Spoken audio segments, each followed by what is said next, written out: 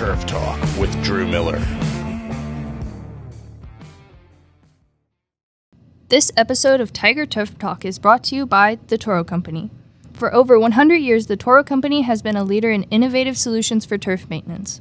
Through a strong network of professional distributors, Toro proudly offers a wide range of commercial-grade equipment. Visit Toro.com to explore their full lineup of products. All right, we're here in sunny Philadelphia. It is sunny. I've heard it's been not sunny for recently. It hasn't been sunny for a little while. We're here with Tony Leonard, the Vice President of Grounds for the Philadelphia Eagles. How are you doing this morning? Thank you so much for having us. Great. Really Good morning. appreciate Good morning. it. I'm glad you guys can make the trip up and hang out for a little bit. Of course. We actually just saw the facility. It's impeccable. It's gorgeous. Obviously, everything that's going on around here. We have the Final Four, which I found out yesterday. Here today. For the whole lacrosse For world. the whole lacrosse world, exactly. How are you doing? How's everybody feeling with all the events going on, leading into OTAs, obviously, already going on? How's everything going for you? It's going great. It's it's a juggling act, and it started, the season ends, and, you go into that off-season mode, but we had to quickly transition back to event mode because we had Argentina, and they had a soccer match here, minus Messi, unfortunately. But we had that in March, and then it flipped into WrestleMania, into Supercross, into monster trucks, and then we just put a new field in. We had our Eagles Autism Challenge. It's our charitable wing. It's our very important foundation for our owner. And we do a big bike race where thousands of people end up down on the field. Yeah. And so that was like a week after we started, and then we did a women's football festival.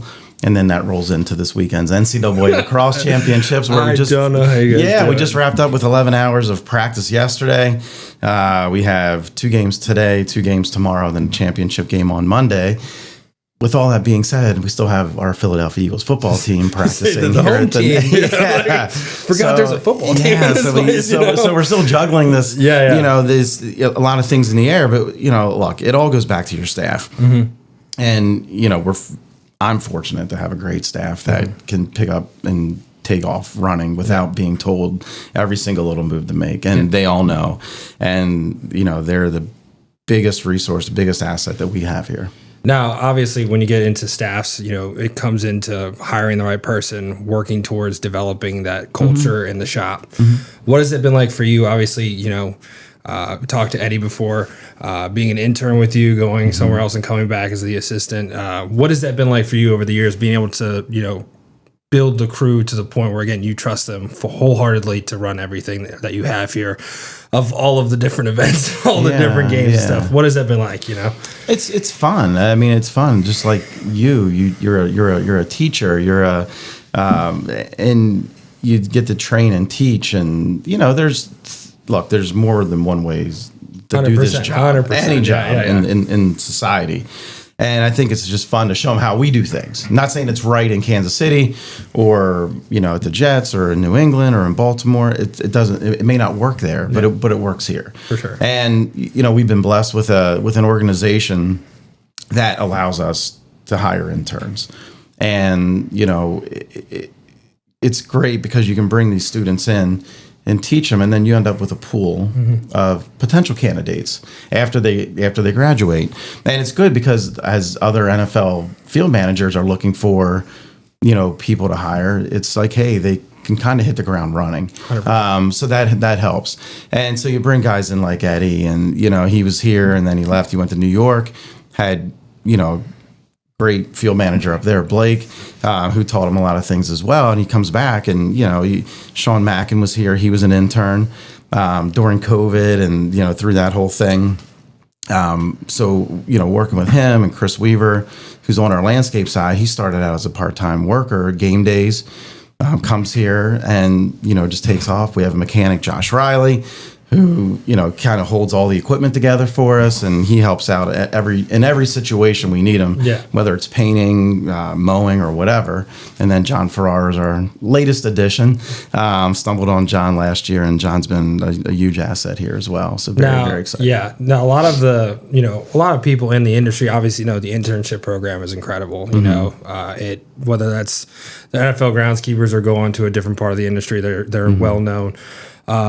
what has been sort of the highlight of your internship program? And for those that are interested in, trying to get here for an internship, what would you say they could look forward to when they come here to be an intern? Well, I think it's a good culture, and that starts in our main building, right? That starts with ownership, leadership, all the way down. We built this culture here where it's supposed to be a fun place to work. It's demanding. We get it. That's the game of football. But I think we do some fun things as well. So when the interns come in, they're not going to sit back and watch. We throw them on the mower. They may have never been on a fairway mower before, but you're going to sit on one. And I want you to walk away from this knowing, yes, I want to do this the rest of my life, or no, I don't. And I love that. That's incredible. What I want them to understand is you're going to make mistakes along the way. That's okay. Just communicate. That's the biggest thing. But we do some fun things. Like we bring in a representative from our local Toro dealership to come in and do training on reel mowers and sprayers. And Jim Nedden used to do it for us. And Jim was a historian with equipment and everything. And he could get into the dirty details of all that. So we bring that in. We'll do that for one of the days. This year we're going to do a field trip out to Plant Food. Right. Plant Food's one of our foliar fertilizers that we use here. So we're going to go up to their warehouse and see their whole complex and how they do things. And then we're also going to learn a little bit about what we do, why we do it. We'll bring in like Mike Fidanza, who'll come in from Penn State and teach the kids about disease. So we do these like little workshops. I love it. And the biggest thing is our stadium partner is Lincoln Financial. And I have all of our interns sit down with Lincoln Financial to go through life planning, insurance, retirement, 401k. To do that myself, honestly. Yeah, so I think that's an important part of as you graduate from college is, you're hitting the face with all these things, and it's like, okay, well, how do we budget our time and our money, and how do we look towards the future? And I think that's an important component. So we take advantage of having Lincoln Financial here. They've been a phenomenal partner for the Eagles since our stadium was open. Yeah. So we bring them in and let them sit with the interns as well. So. I mean, you're speaking my language. Yeah. Obviously, with my students, like it's hit or miss on whether or not they want to do it, but I don't want them leaving my program having an understanding of like what, a high school level is. Like they only worked in the classroom. Like I want them to go out and see how the real world is, work on a golf course, work on a grounds crew. And, we tell these kids, and a lot of people nowadays are like, well, college isn't very necessary for things. I can be successful with that. I was like, I want the kids to know before they spend God knows how much money on a college education, and it's to hear that. I mean, you go above and beyond in every way when it comes to helping kids understand the future and what could be. So, I mean, thank you for that. I think it's important, and I do. And it's, look, that's our future, right? That's our future. That's who's going to take, this profession to the next level. And, there's so much changing, and we're still growing grass, but the technology is going through the roof. And, like one of the other things we do is have Joel Simmons from Earthworks. He'll sit down with them and do a soils testing. And so they can understand that as well. But like, even as you get into the soil testing and the soil management and the sensors and like, how do we use that? And you get into so many different things. I think it's important to show them as much as possible. And again, you're going to walk away from here knowing that this is what I want to do, or this is something I don't want to do. For sure. And it's the event schedule too. Oh, right? Yeah. I mean, that's here we are, Memorial Day. To get them to understand, right? Yeah.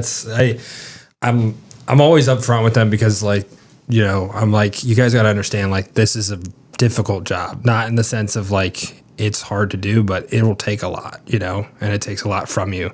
And you gotta love it. Otherwise, you're gonna just hate yourself. And it's probably one of the most rewarding things. Yes, is like earlier we walk up onto the practice fields, and I think a lot of us started out on the golf course side, and you miss that, right? You miss that waking up and walking out on the golf course and seeing this pristine course and everything's clean, and and then we, transition into the sports field side, but like just walking up there this morning and seeing 100%. 6.5 acres of Bermuda grass with a nice dew, and just being able to walk around and look, we're out there practicing. So there are some wear spots, but there's not, guys, just so you know. So, but it's, but there's, it's the effort that you put in and what you get back out of it. Like that again, that's how I sort of finish the talk. It's one of the most rewarding things you'll ever do. You know, it's something that you love, and I think the big thing with our kids is when they buy in to just like the class, it's when they see that finished product, you know, for Friday night for the football game and whatnot. And like, okay, well, we just spent like all summer on this trying to get it right, and we got it right, type of thing, you know? Yeah. So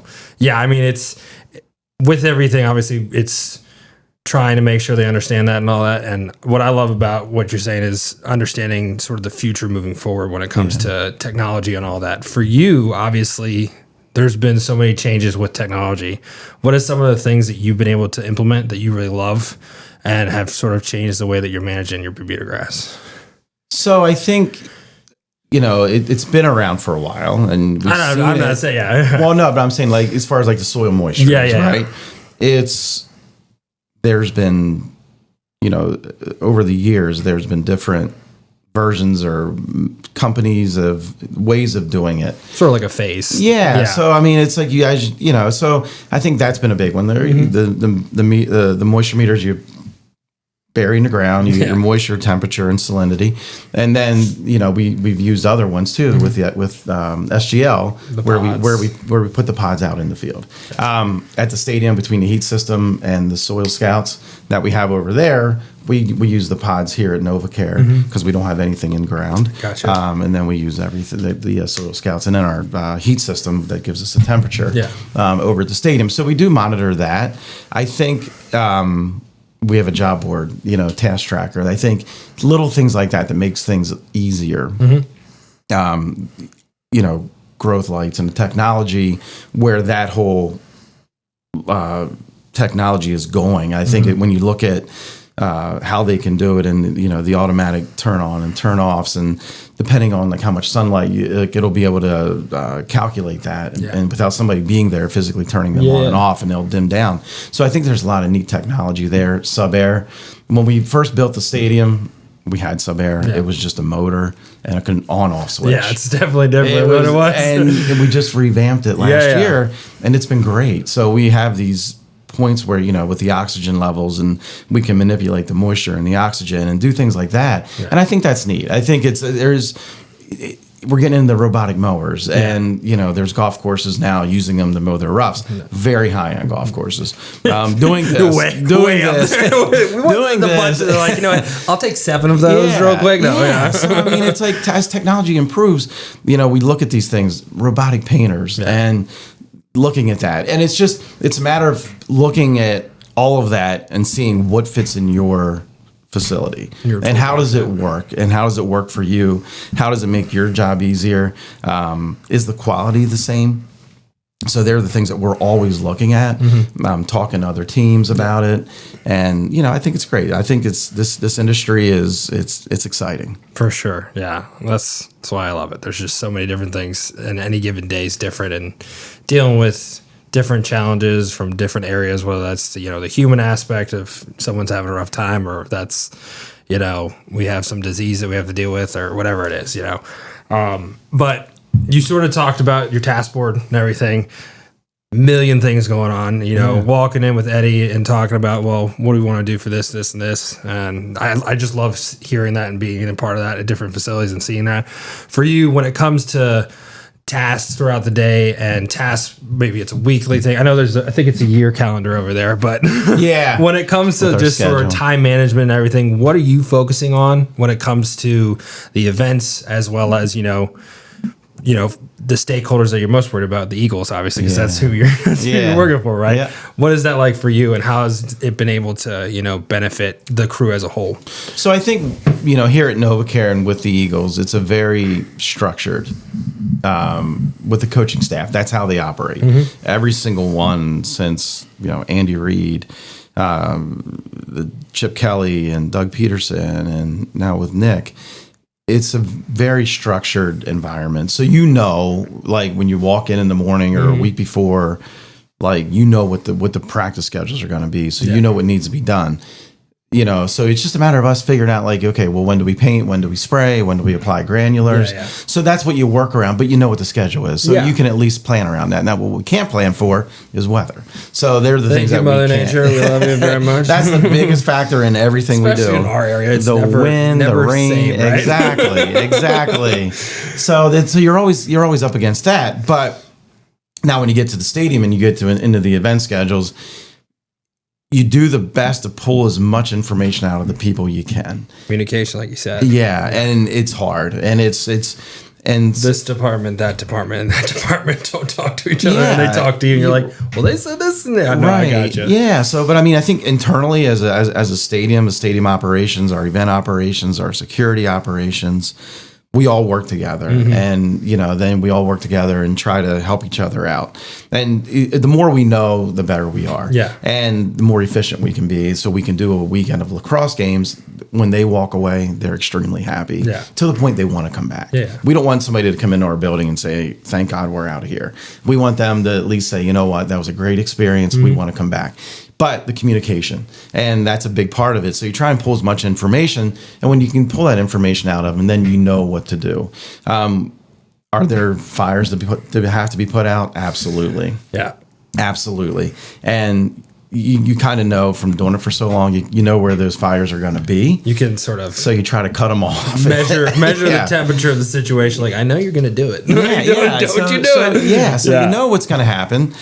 So when we do these events, you know where to plan and budget some time around, and kind of make sure you have a couple people freed up just in case. Yeah. But for the most part, like I said, having a staff that's seen so much over the years, and working in a stadium where there's a lot of people who have a lot of years in.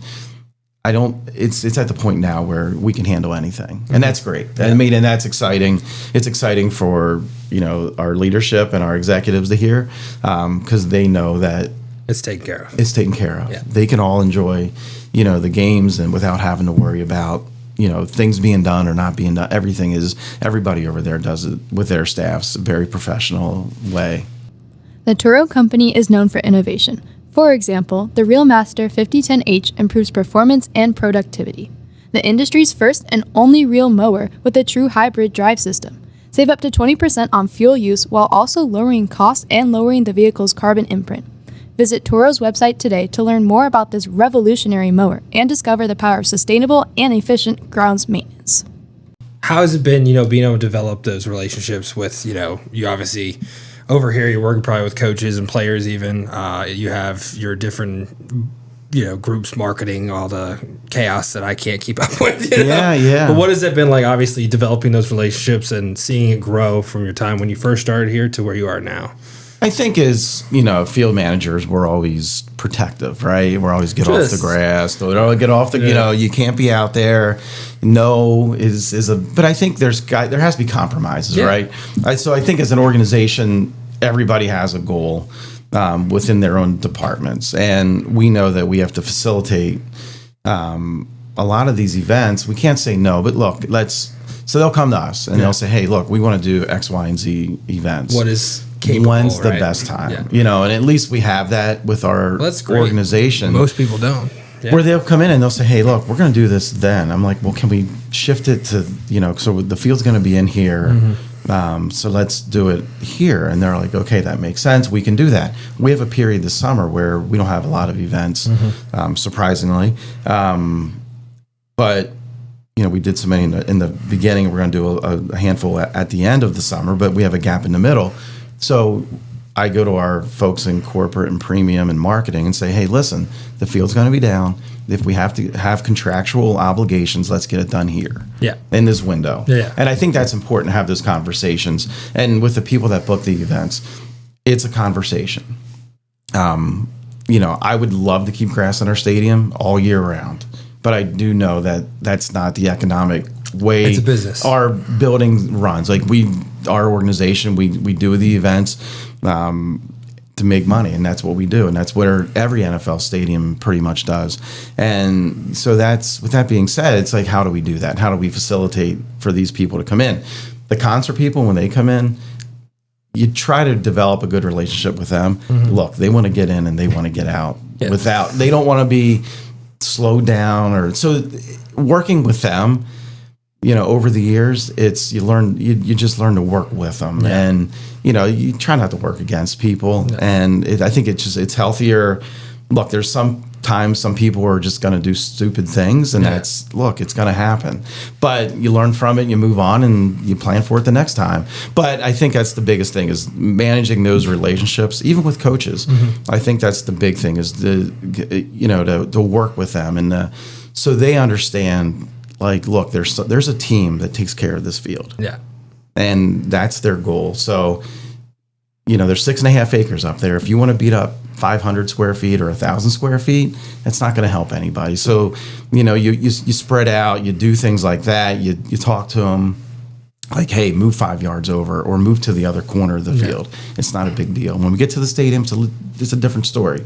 It's 75,000 square feet. There's not a whole lot of wiggle room. There's nowhere to go. Yeah. So there's bleachers. There's nowhere to go. We can do that. You can't go out in the parking lot. I get it. But here at the practice facility, and that's what's helps us be successful, is having people that we can work with. And they've all been great over the years. That's incredible here. Yeah. Obviously, when you talk about your facility, Bermuda grass, everything that you're doing, that's changed over times, I believe, from talking to other people to not with you. And we've talked a little bit about it, but obviously bluegrass back in the day. And I think you went to Bermuda in the summer, bluegrass in the winter, sod. What has that evolution been like for you? And seeing really just the overall, obviously, cultivars have a major difference in the ability to manage them, in the sense of you have home on the game field, Northbridge on the practice. What has that evolution been like? And what have you been able to accomplish, again, with those newer cultivars now going throughout the year, Well, I think it's, again, going back to the technology and what Oklahoma State did, with the breeding program was phenomenal. They continue to do for it, right? us. Yeah, it's great. It's been, it's really helped us out. And so, when we opened the building, I'll just go through the history of Lincoln Financial. When we opened the stadium in 2003, we were Kentucky Bluegrass with the DD Grassmaster fiber system. We went with it. Pittsburgh had it at the same time. Denver Broncos, that's where we got it from Ross Kirkhab. Went out there, we talked with him. Saw it and everything. Got his opinions on it. So we knew we were going to have Eagles football. We knew we were going to have Temple football. We knew we were going to host concerts and all these things. The traffic was there. The traffic was going to be there. So, so then you go through it. The first year, it was great. Second year was good. And then you're constantly reseeding, and then you can't resod anymore. You just couldn't resod. It wasn't the fiber. Yeah, because of the fiber. So talking with Chris at the time and trying to figure this thing out, we just got to it was 4 years into it. Actually, it was 3 years into it. I'm like, we got to make a change. Like, something has to happen. And then at the same time, Oklahoma State had Patriot and Riviera. And talked to Mike Sullenberger, talked to Dr. Goatley, and it was Dr. Goatley's baby back in the day. Yeah. So it's like, look, how can we get better? How can we get better? This isn't working. Like, I can see what's coming down the road, and I don't want to go there. And how can we make this better? How can we keep natural grass in the stadium and HD TV, the whole thing, high definition was coming around, so things got amplified. It's a little bit more. So there are more eyeballs. There, right? So there was just a lot of things going on. So Dan Shemish was my assistant. Dan's up at Red Bull facility now up in North Jersey and does an awesome job up there. And so Dan and I, we were talking about it, and we hopped on a plane and we went out to Indianapolis. We went out to Purdue. We went down to Washington, D.C. and looked at the Commander's Field. And you look at these things and you're like, you know what? I think we can do Bermuda grass. We have the heat system. So I talked to Mike, and Sully's like, look, man, we'll come in there and we can sprig. It's like, okay, let's give it a shot, because we still had the fibers. And the unfortunate part was we had nobody who had fibers with Bermuda grass, so we were like tiptoeing. We were the guinea pig. The guinea pig. Everybody's like, we were the guinea for doing that. Yeah, so we were the guinea pig. So we come in, we sprig Patriot, we pitched it to the organization. They were like, go for it. Yeah. So after our fourth season is when we ended up going Bermuda grass. Yeah. And so we did the Bermuda grass, sprigged it, got through the first year. halfway through the first year, we noticed some things with the Patriot, with the wear tolerance, and Patriot. As in the late season. So it was like November. I'm like, we have to do something again, like something this different. isn't going to make it. Yeah. So we ended up putting bluegrass sod in, and Pittsburgh did the same thing that year, and so we put the bluegrass sod in, and people are like, okay, this works. Yeah. Talk to Tuckahoe. Tuckahoe does a phenomenal job over, and they're 40 minutes away. We're blessed to have a sod farm of that quality, so close to Lincoln Financial Field. Did the bluegrass, so then it became this evolution now of like Bermuda the first 3/4 of the season to bluegrass. Now we get into more events, and so it's like we've got to do these events. We're doing more. We're hosting more. They want all drivable fields. So now you're killing grass. So how are we going to reestablish? So now we start looking at growing Bermuda sod, bringing that in. Now laying that over top of the fibers, and then again doing it with bluegrass later in the season. So this evolution then drove me down to Chad Price and Carolina Green getting sod on plastic. And Bob Campbell was working with, and he would come up and visit, and we would walk and talk and do these things with, and we just started talking about the sod on plastic and how we can make it work. So we worked with Chad. So now we're doing Bermuda grass sod on plastic. For the first half of the year, and then going back to bluegrass. So we've done this for a number of years. And then during COVID, it was like we hosted 11 games that year. Temple had 3, and then the Eagles played 8. So it's like, let's just carry the Bermuda through the See winter. how it goes. And by this time, we had Tahoma. Okay. So we went through this Patriot Riviera, 419. Latitude 36. 419 all the way up here. Wow. Yes, latitude 36. Northbridge. Nice. Now we're at Tahoma. So you sound like my facility back at Brentville. So we had this hodgepodge, and look, it was just, you learn a lot about those grasses when you're growing them on plastic, and how far north can you push it. And it was exciting at the same time because you're learning, and the fields where you're getting good feedback from players. That they like the surface, they like how we're doing it. And, again, now we go back through COVID, we go to Tahoma, and it's been great. So that's where we are now. So we start the season. Tuckahoe grows our Bermuda on plastic now. So we grow Bermuda on plastic. We sod that in August. That'll carry us through the middle of the season. And then we sod again in between our Temple and Eagles games. And then at the end of the year, we'll sod again in hopes of home playoff games. But then that field carries us into the spring, whether it's soccer, lacrosse, or whatever the case may be. So it allows us for a good surface to be on in the spring as well. And then we restart the cycle all over again. Gotta love it, right? Now, obviously, you have had playoff runs in the past few, 20 years. I'm a Giants fan, so I get it. You didn't tell me that. I'm sorry. It's not that bad because we're terrible. We're just bad. You've had a couple games that are really late.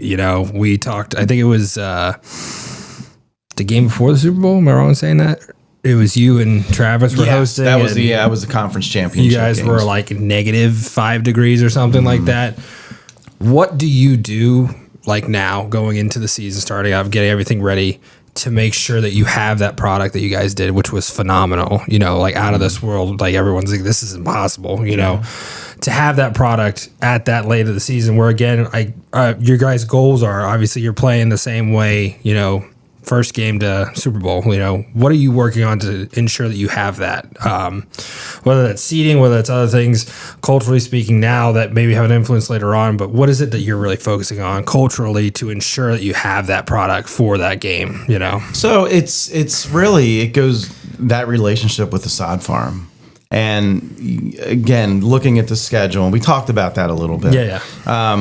When you have windows and, I think, people in our organization or any organization, they'll walk down onto the field, they see it the day of the game, they see how it plays, and, it's like, well, you don't have to resod. Well, it's like, well, we do because X, Y, and Z, because of what's around the corners. Like, in my mind, they see tomorrow. You see, we're looking to the Super Bowl. Yeah, we're looking down like, okay, you have to assume that you're going to host home playoff games. You have to assume that you're going to have inclement weather.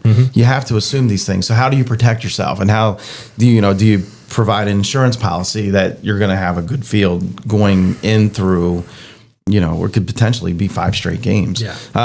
So that's how our mind has to work.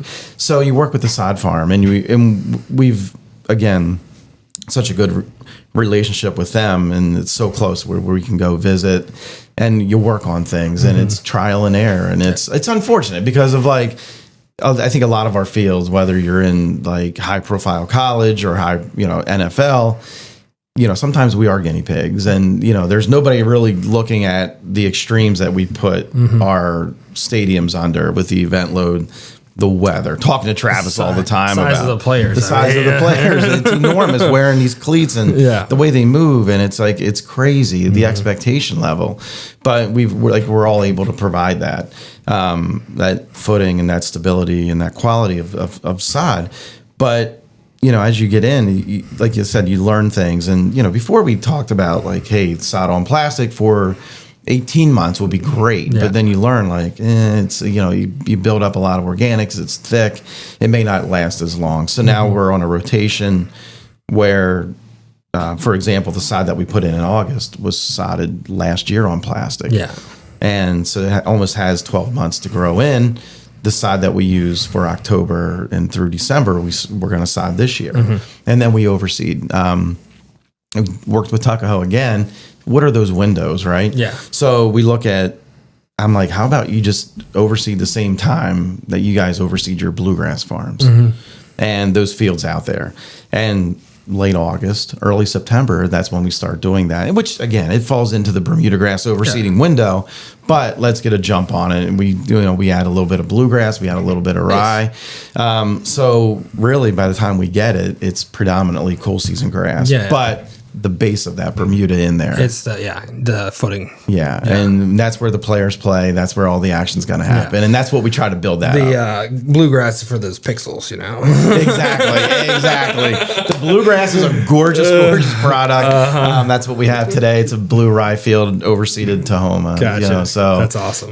But no, it's great. It's those relationships with Mountain View and Tuckahoe and just working together and say, hey, look, here's how we can develop the best product. For sure. And then the cultural practices, obviously, the top dressings, and we're using growth blankets with a heat system, and you're creating this environment when it's 10 degrees out, where it's sort of kind of not 10 degrees. You're trying anymore, to bring South Florida to Philadelphia in January. Yeah. So now you wish there was a button you could do that instead of all the growth tarps. Exactly. So now you're into this whole thing of now you're creating diseases, and now you're creating all these things that you're not supposed to have to deal with in January. But you're trying to keep the field frozen, but then you're spraying for Pythium and brown patch, and when you put your growth covers out. So there's a lot of things going on. Yeah.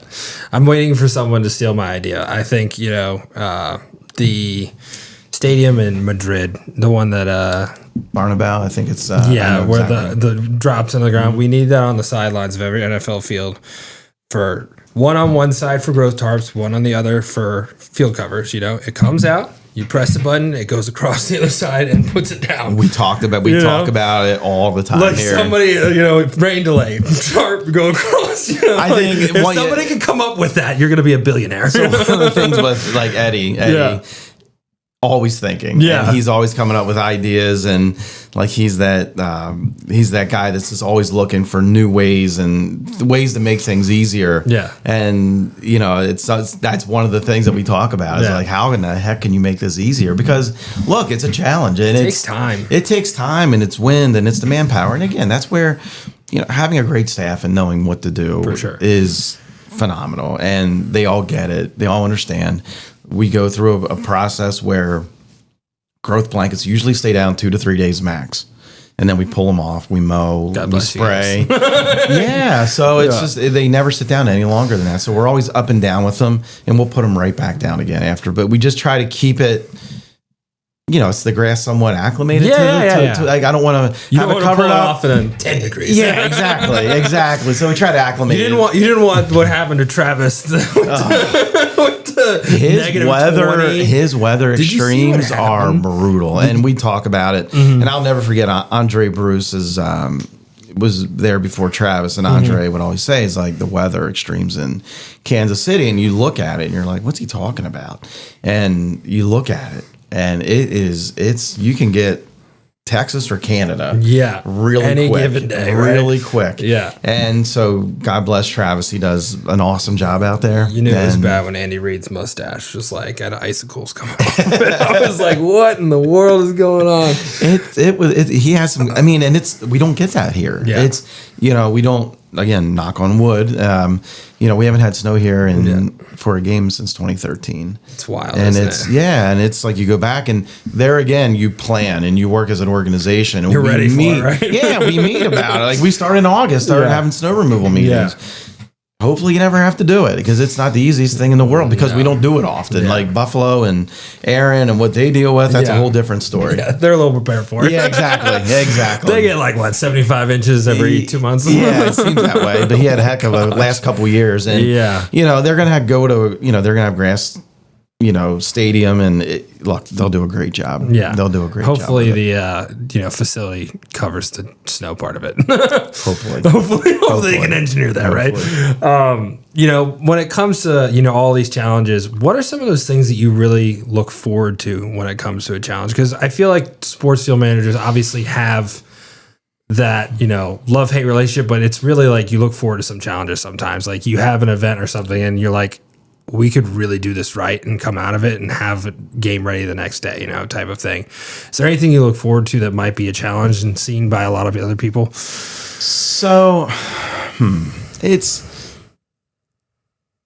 like, being in Philadelphia, we're a big city that we can attract a lot of events. Yeah. Like we're a stop. Like we're, right there with Boston, New York, Baltimore, or Washington, line, Baltimore, right? Or, Kansas City and Chicago, and like you're in that city where you're marketable, and the city markets itself. Yeah. So there's all these events that come in, and it's like the NCAA's, and it's like last year we had Taylor Swift for three nights straight, and then you flip that and you have to turn everything around. Years ago, we did Copa, the soccer tournament, and we had Beyonce like 2 days before the first game. That's terrible. So that stage was ridiculous. Yeah, I saw it. It went like over the first 4 rows of the stadium. I was like, who needs a stage this big? There's swimming pools, and there's all this crazy stuff. And so we had Beyonce like right before Copa, and we had a plan, and then halfway through, like during the concert, like Copa's like, can we just reside the whole field? And I'm like, whoa, because now we were planning on saving money, like we were planning on saving half the field and then just residing the other half. And it was the right decision to reside everything, and we just didn't think we had enough time. Yeah. So then you get on the phone and you start calling anybody and everybody that has Tuckahoe. Hey guys, Hummer, everybody wanted a joint session tomorrow, guys. So we reached out to Hummer and we're like, guys, like we got to get this field out and we got to get a new one installed within like 2 days. And then for this big soccer match, and now soccer's coming in, and they're very picky. They're like about everything. We got that firsthand. I was down in Charlotte with Danny, and we had this little Irishman following us around for the Gold Cup last year. I was like, oh my goodness. So hopefully he doesn't listen to this podcast. There was one time I knew Danny was mad. It was very funny. So this guy had this tape measure that he kept following him around with.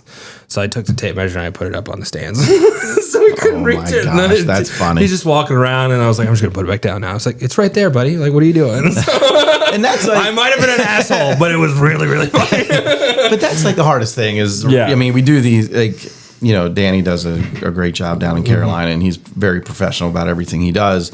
And it's like, having that somebody just following you around, checking everything you do. It's a little overkill, but like, but again, we know that going into it, we know that they're very particular about the surface, and that's fine. It's the ball interaction with the surface. It's the cleat interaction with the surface. So there's a lot going on, and I get that. Yeah. And so we had this bluegrass field. We got it down, and it turned out to be a great event. and everybody just kind of like what just happened? Like now on that the flip side, after the game, when you walk in the door, you're like, oh, that was real. but the flip side is now everybody's like, oh, we can do that again. Like, hey, that'll work. You're like, no. So there's been some extreme, like we did years ago, we did a Taylor Swift show on a Saturday, I think. And then we hosted a USA Mexico soccer match on Wednesday. Jeez. And then a Cleveland Browns Eagles football game Thursday. That was in the middle of the season. Yeah, no, preseason. Oh, I was going to say, my gosh. So, who scheduled that? Yeah. So look, again, things just happen. Yeah. And it's the concert schedules, the way they flow, you're kind of locked in to where they are. USA Mexico, they needed a venue. Obviously it's a big soccer match, and again, it's can we do this? And it's yes, we can. Yeah. And then you just go back to the drawing board, and you figure it out, and but it's great. It's great to have a city that we're able to attract and to do so many things and so many different events. Like to do WrestleMania this year, it was cool to see. I mean, I'll maybe never see it again, but it was cool to be able to do it. The FIFA World Cup, that's going to come here in 26. Being part of that whole process, it's exciting. It's exciting to have the whole world, focused on, the USA, Canada, and Mexico, and the 16 stadiums, and all the different things that are going to occur with that and see, and it's just exciting to be part of. There's a scenario, and my brother's here with us. Obviously, he saw it in the schedule, and he's like, I think it's like the semifinal or something. You guys are hosting here on July 4th or something along those lines. Yeah, it's one of the knockout games on where July it could 4th. line up where U.S. plays Britain in Philadelphia on July 4th. Wouldn't that be something? Oh my gosh! Wouldn't that be something? I'd be like, we got to be on the lookout for something to happen. Yeah, that's not a good day to do it. But, World Cup. There's so many things that are going into it. You just went to the field days at Tennessee. Yeah. How was that event? Like enjoying, talking with everybody, seeing what they're doing. And it's great. I mean, we've had some really good conversations down there, and look, it's still ongoing. Oh, it's not even close. It's to It's a lot of conversations happening, and a lot of good things coming out of it. And I think it's just that, again, it's exciting because FIFA and the surfaces is such an important part of the game, and the consistency, and what Alan Ferguson and Ewan, what they have to do to provide, consistent surfaces across all stadiums. In Qatar, from Vancouver down to Mexico. Yeah. I mean, when they were in Qatar, it was a little bit different because it was like the size of Philadelphia, and you had 8 stadiums. They were all that you could somewhat control. Here, your elevations, climates, humidity. It's going to be it's a tough job, but. The good thing is there's phenomenal field managers that are in charge of all these venues, and there's a lot of knowledge. There's a lot of communication going back and forth with everyone. And, when it comes time for 2026, I think it'll be a big success. It'll be a success. It'll be a success, and it'll be exciting. Yeah, for sure. Now, obviously, you're working with a lot of the NFL guys when it comes to that, but I always like to talk about the NFL guys because you guys are such a tight knit group, and whether that's Acton or all the way over to California. What has it been like for you to be a part of sort of that group and that brotherhood and just everything like? We always talk about our industry. No one's ever trying to compete with anyone. It's always trying to help and try to have the best services possible wherever you're at. So if you're dealing with things, you can talk to someone else, see what they did, work together, and try to accomplish those things. What has it been like for you being a part of that group and being able to see? It's been awesome. I mean, since day one, since I've started, in this profession, you run into struggles. It's our first time it snowed at the stadium. We're hosting playoff games, and we're plowing the field, and it's like you peek under the tarp and you're Did like, I nick it? What am I like? This isn't good. So you pick up the phone, and Dennis Brolin, who's up in New England, and Ken Maroc, you pick up the phone on a Saturday night, and these guys answer, and it's like, it's like, is everything going to be okay? The first thing they say is, don't look under the tarp. I'm like, too late, already did it. And that was they're like, 2 hours ago. So, and you talk through it, and that's the that's the beauty of it is we're all here to help. We're a sounding board for one another, and no matter what we're going through, and we're all going through different things. You know, like we talked about Travis and the weather, and now he's going to host Kansas football this year. I saw that. You know, Sean Kaufman and what they're looking at, and just Griner out in San Fran, and it's just everybody's climate's different, their schedules are different, the event schedules are different, and it's just having that camaraderie where we know that we can pick the phone up at any moment. Yeah. Call, and then if you can't answer, hey, I'll call you back. Yeah. And you know, Zach Longnecker, like he's in Las Vegas, and he'll call me at 7 a.m. on a Sunday morning. I'm like, Zach, what time is it out there? You know, what are you doing awake right now? What do you think if I top dress? I'm drinking my coffee right now. You're supposed to be asleep. And he goes, I'm getting ready to verticut. You know, we're getting ready to top dress and do. And you talk about things, and it's fun. It's such a like cool group to be part of, because like I said, we're all achieving the same thing. We're all trying to do the same thing. It's just, again, we all do things a little bit different, but having that ability just to pick the phone up and just call these guys and be like, hey man, what do you think? Tarping, like, hey, here's our weather, what do you think? And you know, and then being able to help them too is awesome. It's like, you know, it's cool to see the younger guys come in, and then they'll reach out and they'll call and ask questions about this or that, and you can just use all the experiences that we've had with sodding and, you know, preparing for concerts or preparing for certain events, and just to walk them through all that. You know, Ryan just did Army Navy up there, and him and I we had a lot of conversations about it, and it's Army Navy's it's a beast of an event. Huge event. It's a beast of an event. It's so much bigger than anyone ever gives it credit. And it's December. It's like, it's not an ideal time for us to be growing grass to host that event, but it's a big event. It's like a lot that goes on Friday, the day before. It's like the Super Bowl of the practices. military, It is. And then it's the march on, and you go through. But it's an honor to be part of something like that. And it's like, that's something that you learn is how special that game is. So speaking sort of special event, like, is there an event that you really love and you've enjoyed?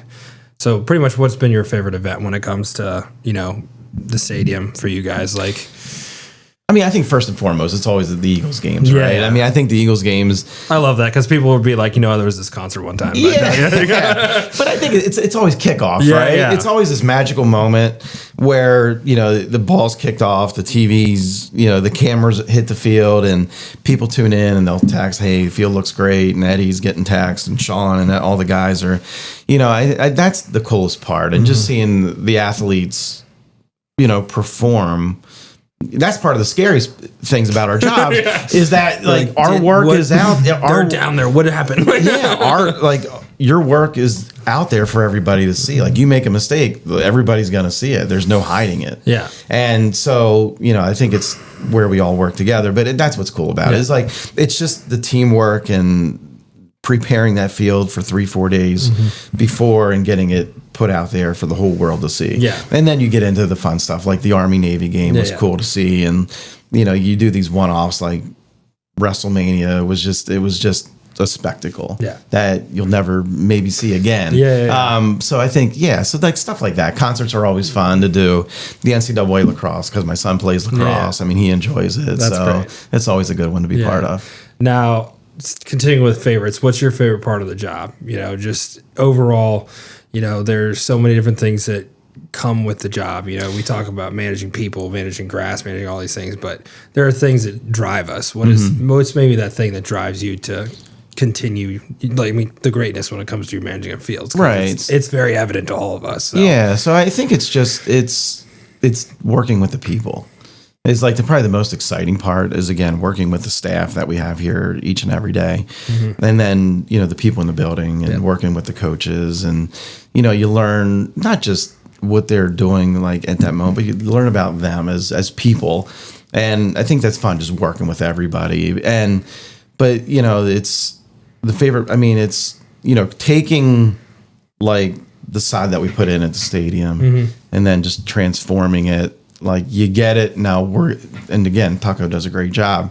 But once we get it in, then we start fine tuning and just creating that surface where these college athletes walk out on. They're like, this is the best thing I've ever played on in my life. God. And hearing that, you know, like I'm looking at it, I'm like, oh, this could be a little bit better. But for them, it's like it's the pinnacle of their career. Yeah. And it's like this weekend is so big for them. And, you know, to see the smiles on their face and the comments that you hear back from them too is awesome. Yeah. I love that because I got this from Dr. Goatley is we're in the memory making business, you know, whether that's the players or the fans or whatever.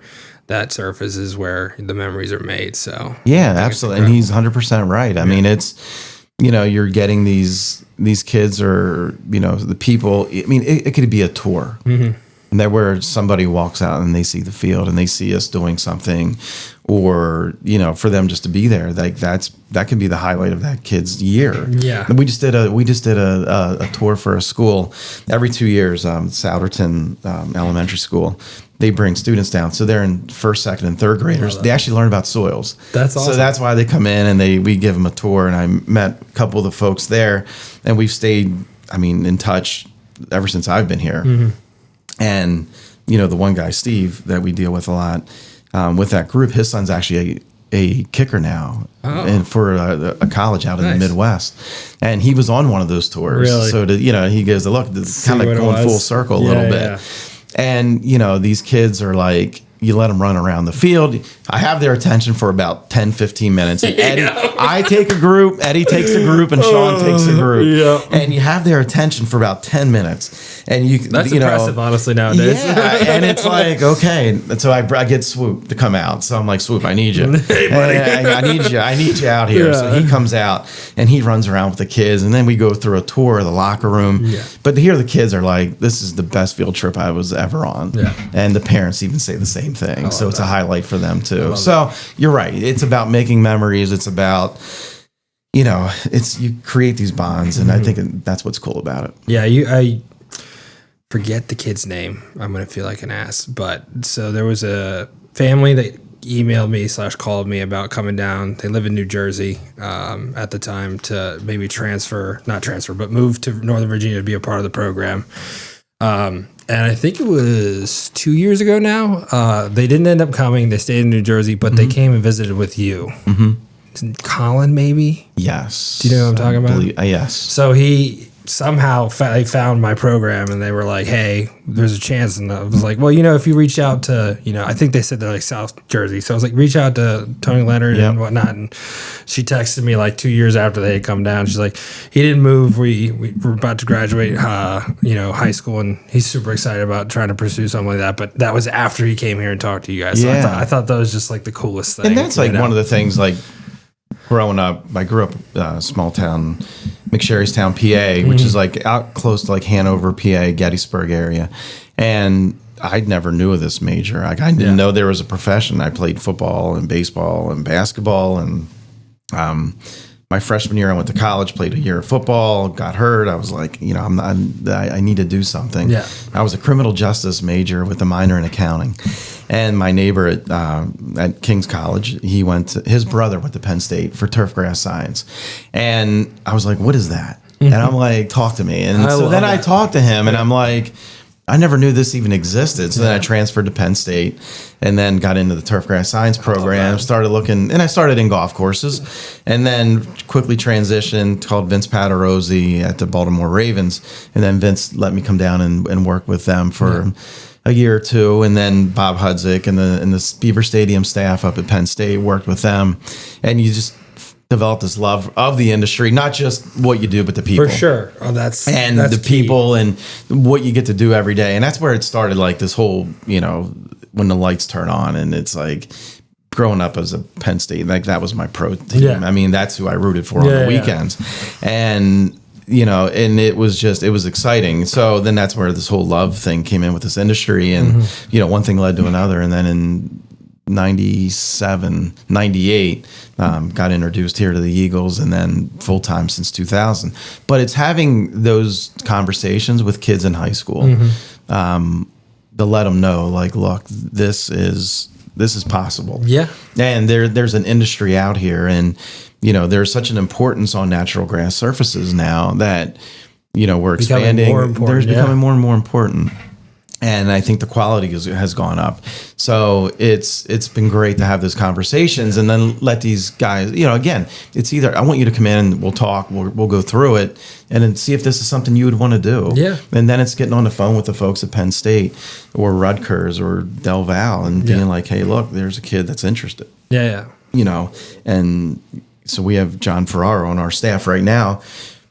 Was in the military, was a policeman. It's something he didn't want to do. He comes here, and now we're doing classes for him up with Rutgers, and just getting them to understand the why of why we're doing things, and he knows how to do it, but like now, why are you doing it? That's my class. We so jump into the fall with football. They do a bunch of different things, whether it's aerating, painting, mowing, all the different things, and then you get into the classroom for the winter, and you're just discussing like, well, this is the reason why we're doing this. Obviously, fertility-wise, we want to meet this standard soil test. This is how you read the soil test results, all these different things. And they're like, okay, things are starting to click. I understand why now, how we have to adjust things and based off of how the field's performing and stuff. So, I love that. And it's fun. And that's like all part of it is like now, look, we invest a little bit back into him, but then we'll get it back because now he can go around and see things that he wouldn't typically see. Yeah. And I think that's important. So,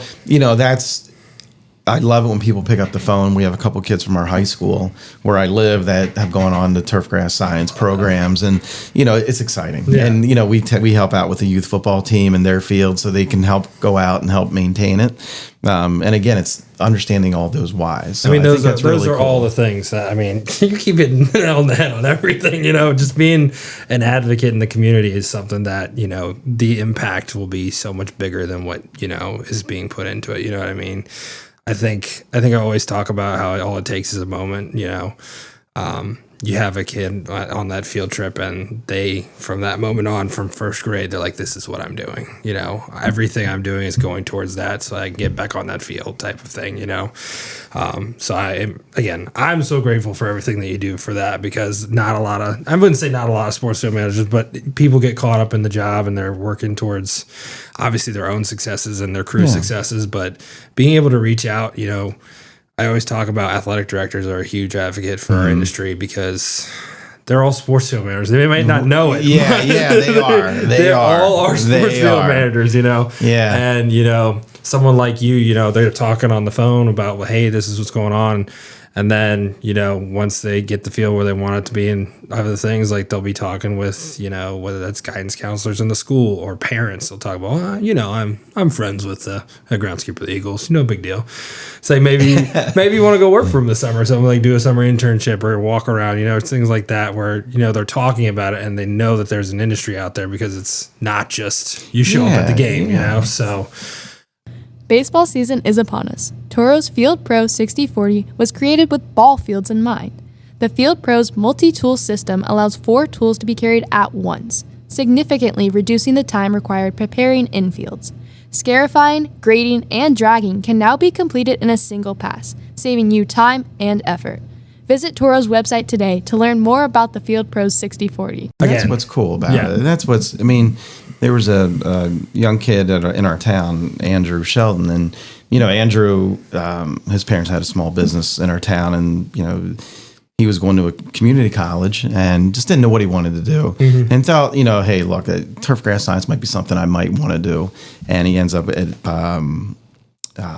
he was looking to go work at Pine Valley, which is top 5 golf course in the world. Yeah. So he was at a week at Pine Valley, and we had a situation here where we had an opening for one of our internship programs, and so I talked to his dad. I'm like, can I get his number? I'll give him a call, and we get in touch. He quit after 1 week at Pine Valley to come here.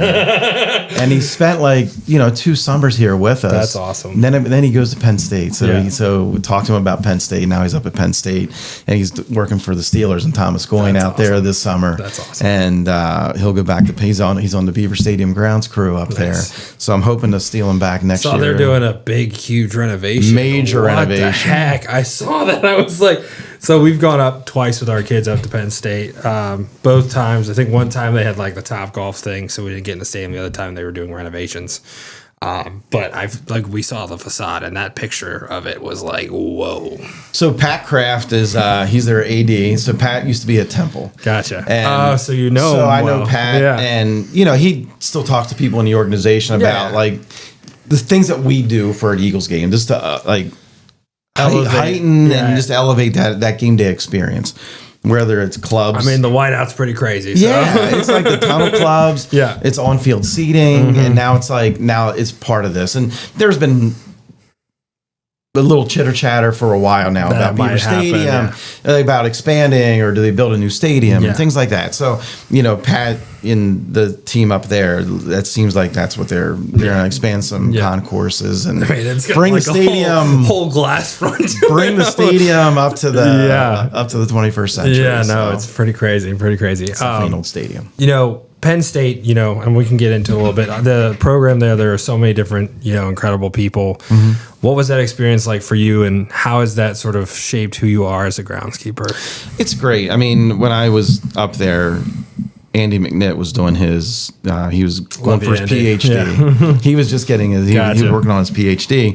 And it's funny because, again, things go like how things go full circle. But, we were working on this grass tile project with soil inclusions, which is basically carpet fiber. Is that what you had on the field? On the field three, yeah. So you look at these things and it's like, you look at the benefits of fiber in the root zone and how it can help and how it can hurt and things you need to do to maintain that. So, here we are talking about FIFA and the hybrid grasses and all these things coming up. So again, here we go. But, that was my first opportunity to meet Andy, and Andy's been such a huge advocate of this industry, the people in this industry, what we do in the NFL, the research, and his passion and everything, his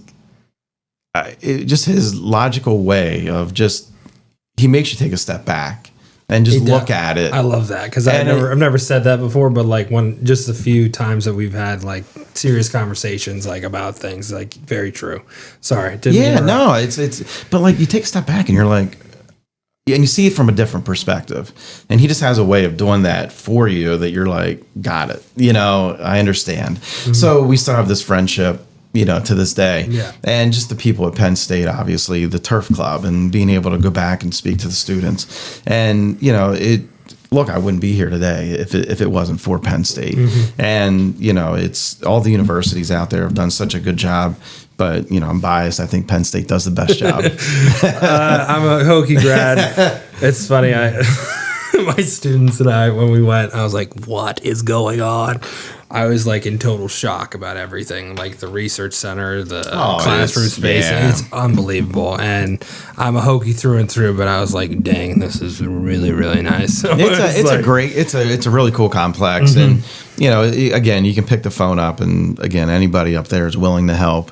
And, the people up there they're great. And they're getting into more of this event schedule. I think this year they had Luke Holmes. Yeah, I think it was really big actually. They were wild up there. Yeah, I know a couple people that went. So we've had them here last year. It's a great show, but just talking to the folks up there, I mean, they were able to get through it. And again, it's a good group for sure. I do want to bring a little bit back towards the Eagles. We've talked a lot about the stadium events and stuff like that. When you talk about the team, you talk about the players that you're working with and everything. I always sort of see you guys as, the insurance to the team in a sense. And I always talk about, like, with you're the first line of insurance on the $250 million investment in just the quarterback, right? What is it like, working hand in hand sort of as that, extra player on the field, in the sense of you're ensuring the footing's perfect, you're ensuring that they are not hindered by anything? What has it been like for you working with the team, whether that's players, coaches, and whatnot? Honestly, you probably exceed their standards because they're not thinking about it that often. But when they actually sit and think and look, those things come into account finally with them, which is great because it brings awareness to who the industry is and who you are as a team member of theirs. What has that been like for you? That's exciting. I think you're part of an equation, right? I mean, it's like the whole that whole surface, the whole safety component to what we do. Yeah. So you're there with the equipment staff, you're there with the training staff, you're there with the strength conditioning staff.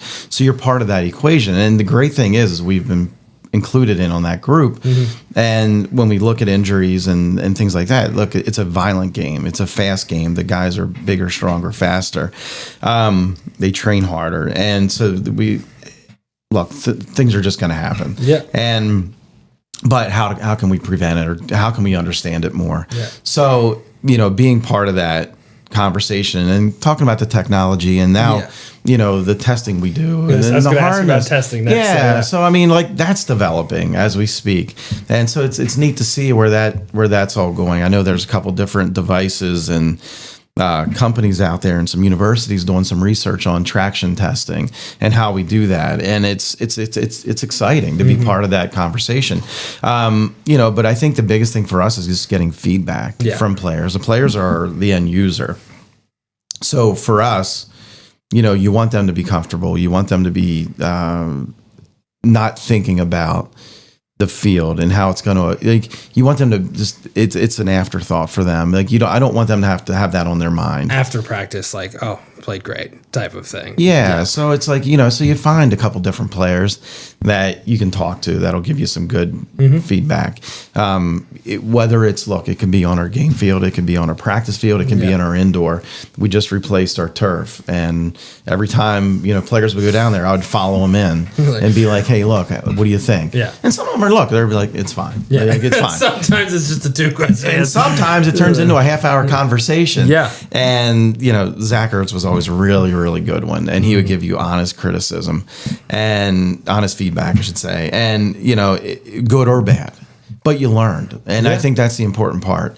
And I always tell people is on the game field, I think we're up to close to $500 million worth of athletes on that field every Sunday. Wild. So, and I always tell people, not only do we owe it to our owner and the players and the coaches, but we also owe it to the other team's owner and their players and their coaches to have a safe, playable field that they can go out and perform at the highest quality that their athletes are capable of performing at. And I think that's the most important part. And that's what I strive for. That's what that's why I try to instill on our team is that, look, this is why we're here, and this is our job. Yeah. We're a spoke in the wheel, but this is our little territory. This is our lane. For sure. Now, feedback wise, when you get that feedback, how does that sort of, obviously it has an impact on how you're doing things, but what is it that you're looking for in that feedback that you can take in and sort of adjust things to ensure that you're meeting their wants and needs? Right. Sometimes they're standards, but there are also sometimes where it's like, okay, it's a little much. Like, we have certain things that we can do to help that, but at the same time, it's not at the top of our priority list in a sense. Right. Sometimes it's just a conversation. Yeah. Hey, look, Temple played yesterday. I get it. It's going to be a little beat up, but the footing should still be there. Yeah. So it's having those conversations. Or we got to get through this next game. After this game's over, we are going to resod it. And we're going to bring a new field in. Okay, great. So I think it's just having those conversations. Or if we're in the indoor, which an indoor surface or a synthetic surface, you can probably... Can't do too much to it, but yeah. Well, but you can manipulate it a little bit by adding more or taking a little bit out. There's not a whole lot you can do. Even on grass fields, it's, we could run into a situation, where we can air fire, needle tine, or if it's too hard. Yeah. Or, from a moisture standpoint, or cut it shorter, things like that. But we don't get into that a whole lot. Gotcha. But I think when we do talk to the players, it's more knowledge and getting feedback from them. And just having those communications of hey, look, here's our plans, and here's how we're gonna adjust it. Look, at the same time, there's 53 guys on a roster. You're gonna get different opinions, but one one's gonna be opposite side of things. So you just, like I said, you just try and find a couple that talk with the team and talk to different players and be so he can be a conduit for us, for sure. And that's kind of what we do. And it's always good to have those guys on the team. Yeah, for sure. a theme that's sort of run through this, conversation is communication. For you, when it comes to communication, how have you been able to, not only with your staff, but also obviously executives, everything, how have you been able to develop and ensure proper communication in a sense? If that's the right way of saying the question, I apologize if it's not. But. Yeah, no, I think it's you push for a seat at the table. Yeah. I mean, I think in the conversations of events, and hey, can we have a deeper conversation about it? Can we talk about it before we go start selling tickets? Like, can we look at you ensure all of this stuff? Right. Let's have like a 2-minute conversation. Yeah. So we got to look at so that's part of it, is like you look at the pros and the cons. Okay, well, if we do it here, what's going to happen over here? Or if we want to do something up on a practice fields during a time where it may not be ideal, but how can we make that work? Yeah. So I think one is having a seat at the table and then listening and just not saying no. Yeah. And I think we've all been guilty of that at some point. And I think it's changed a lot. Honestly, it has. Because of people like you. Yeah. The amount of stuff you guys have done to develop the, practices to get through events like that and stuff like that. Sorry, didn't mean to interrupt. No, it's fine. It's like, but it's that's part of it, is like, how can we do this together, right? And I don't, knock on wood here, but it's never been the way we have to come out of an event. It's never been like, hey, why are we residing? It's always just do what you need to do. Yeah. So it's a very supportive organization. But I think the main thing is just having a seat at the table to be able to have your input. And it could be, with the football staff, it could be with, concerts and whatever goes on, and just to get a better understanding, because I think the more knowledge you have, now you can walk away from it and fix it. Yeah, for sure. I love that. Now, beyond just this facility, you do have games where you go international. I think you guys are going to Brazil, right? You're also part of sort of the planning for all that. Obviously, Nick Pappas and those guys do a phenomenal job. But you go with the teams, whether that's the Super Bowl or whatnot, ensuring their safety and communicating with them, hey, the field's a little slick. Hey, this is going on. What is that process like for you? And what are some the fun times you've had, whether that's England, wherever? I don't know where you've been, so I apologize for that. But what are some of those memories that you've really enjoyed and, looking forward towards Brazil and all that? Yeah, I think, being in the Super Bowl, working with our equipment manager, Greg Delamitros, he'll pull a couple of us along just to help out, just to help with setting fields up or, carts, and just help them out, because they have such a heavy load too. And we work with them throughout the course of the year on a lot of things. And we obviously constantly communicate with them on footing and sodding and when we're going to do this. What spikes to put on the cleats and everything. Yeah, right? I mean, it's listen, you might want to just take a look at that. It's always players' preference, players' choice on that stuff. But we can help Greg communicate that with the players. So I think being part of that, it makes you feel part of that, or of the team and of that moment. And being in Brazil this year is going to be a fun experience. And you're right, Nick, they do a great job. I mean, with the international, it's a heavy lift for them to put out a quality surface, given, it's a one-off, right? So you're over here and it's all over there. Yeah. In the meantime, the NFL, they're looking to expand the game, which is great. But at the same time, it's managing, it's different cultures too that you're managing. Yeah. And so that's one of the things that, Nick does a great job with, and we're excited to be in Brazil. We'll be with the team. I think, at some point we may make another site visit just to make sure, but it's a great place to go. Yeah. It's, people are excited, very excited. We're excited to be there as well. Yeah. That's incredible. I always sort of wrap up on these questions just because I want my students to learn, obviously, from people like you. If there was, and I think I've asked this question before, so I apologize if it's again. If there was something that you wish you knew when you first started at Penn State, what would that one thing be? And it's not to make it easy or anything, but what would that one thing be and why? Going into the turf grass industry. So I think, or I believe that, having an open mind, being mobile. I always tell the interns and, the students that come and talk to us is to be mobile and be willing to, step out of your comfort zone a little bit. I'm very, very fortunate that where I grew up, I work for two NFL teams within a 3-hour radius or a 3-hour distance. Yeah. I mean, Baltimore is only an hour away and Philly's about 3 hours away.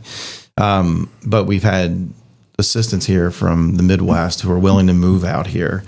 We have interns that are willing to move out here and work for us for the summer or for the season. So be willing. I mean, there's only 32 of us Yeah. in the NFL, but in baseball or whether it's soccer or at a university, it's just be willing to, open up and just be able to move and, get those experiences. And, you never know where you'll end up landing. But I think, that if you can get those experiences and, eventually it'll put you in a better spot for a position closer to home. And, it's always tough, but again, we're only 32 of us. Yeah. But I think that's the biggest thing that I could share is just be willing to do that and be willing to open up to those new experiences. That's incredible. But when it comes to your staff and when it comes to a student like mine who's walking across the stage in about 5 days or 4 days, whatever it is, when it comes to like those next steps, being able to come to Philly, being able to travel to wherever you want to go and what you want to accomplish, what would be your best words of advice for them, to, truly take that next step in life and be able to be successful in where they're going? So I think, communicate again. It kind of goes back to that. Don't be afraid to pick up the phone. Don't be afraid to pick up the phone, call, and, send out an email saying, hey, look, I'm, graduating in 5 days and, I'm looking for a job. Do you know of anybody? Are you hiring or do you know of anybody hiring that's looking for, and I think that shows us a lot about the person. Yeah. I think that's a big thing.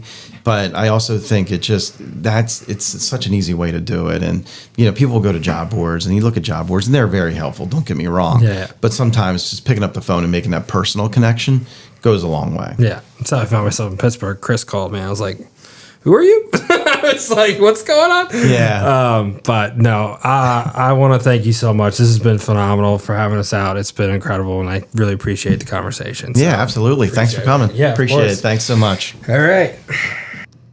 Let's take a moment to acknowledge our sponsor, the Toro Company, and their Workman UTX.